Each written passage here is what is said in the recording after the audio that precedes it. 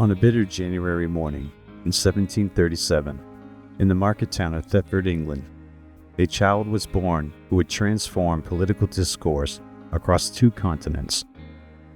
Thomas Paine, a name that would become synonymous with revolution, democracy, and the power of the written word.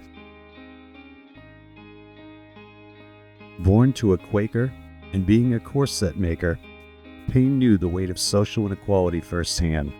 While formal education ended for him at 13, his real education came through voracious reading and intense debate in local taverns and meeting houses. Success, however, proved elusive. Each failed venture, from corset making to tax collection, shaped a man who would eventually shake the foundations of monarchy and privilege. 1774 marked the turning point. In London, an unlikely meeting with Benjamin Franklin changed everything. Franklin, already a legendary figure in both science and diplomacy, recognized in this struggling writer something that others had missed: a mind unfettered by convention, capable of speaking profound truths in the language of common people. When Paine arrived in Philadelphia that November, the colonies were a cradle of revolutionary sentiment, but they needed something more than elegant philosophical commentaries. They needed a voice that could transform simmering discontent into decisive action. On January 10, 1776, that voice erupted onto Philadelphia's streets. Common Sense wasn't just a pamphlet. It was a revolutionary manifesto that spoke directly to the public consciousness.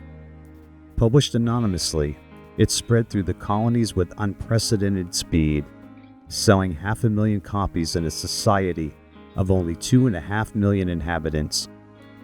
Paine had mastered what we understand as the essence of mass communication, speaking complex truths in language that ignites the public imagination. The political establishment's response revealed the power of Paine's words. John Adams, initially captivated by this bold new voice, soon grew weary.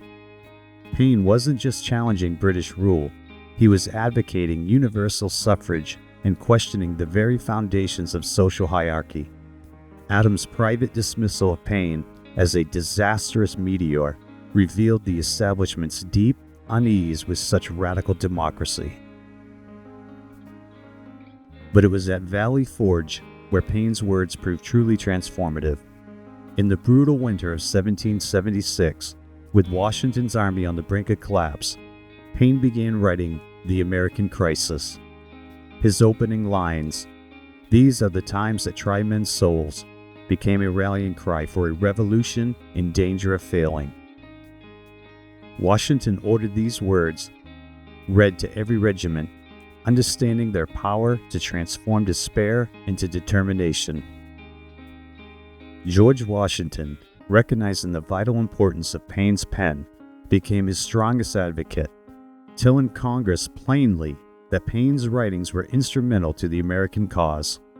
Yet this alliance, like many in revolution, would be tested by time and circumstance.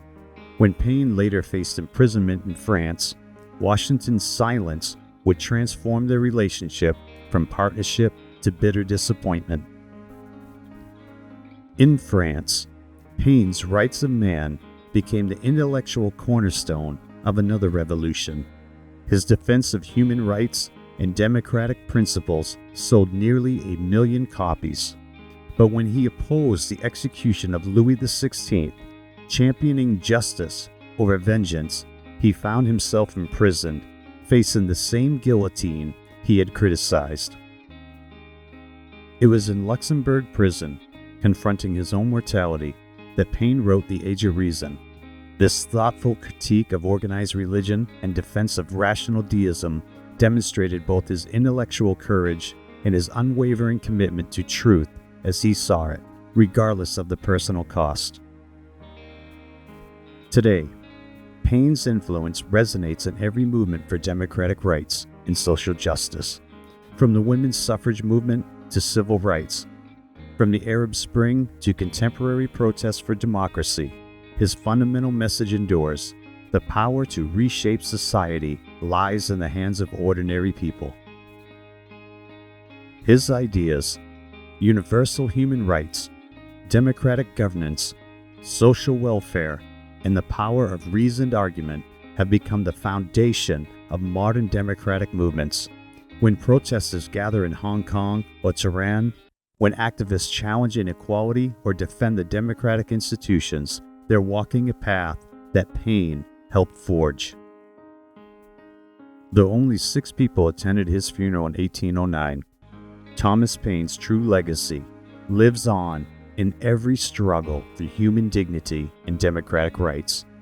In an age of rising authoritarianism and challenges to democratic values, his words remain startlingly relevant. We have it in our power to begin the world over again. Thomas Paine, revolutionary, philosopher, and architect of modern democratic thought. A voice that changed the world and continues to echo through the chambers of history.